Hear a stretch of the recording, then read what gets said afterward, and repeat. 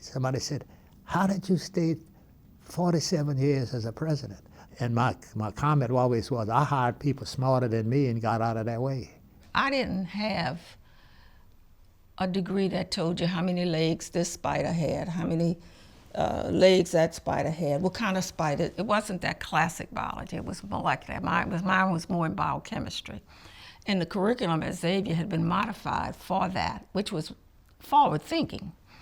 And so I went there, and that began the story of 35 years. Dr. Francis realized that he wanted to attract a greater enrollment. He saw the need to educate more doctors, more scientists. I went there in '78. We used to pray with the nuns. Would say, let's pray we get majors. And we would pray for majors. Most of them went into chemistry because of JW.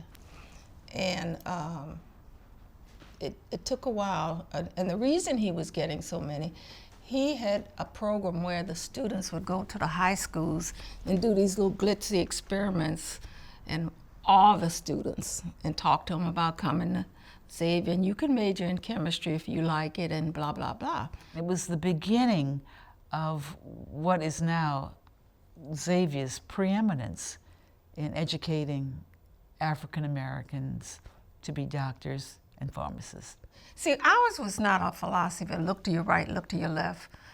You won't see these people next semester. Ours was, how can we save as many of these students as we can and let them get to their full potential? What you see is basically encountering students in their early years and saying, you want to be a physician? Let's talk about what you will need to do for the next 4 years to get there.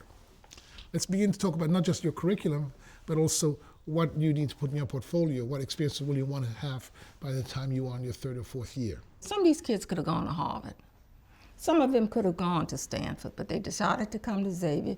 Then I have a student who was the valedictorian at one of our public schools and had to go in developmental math. That's not their fault.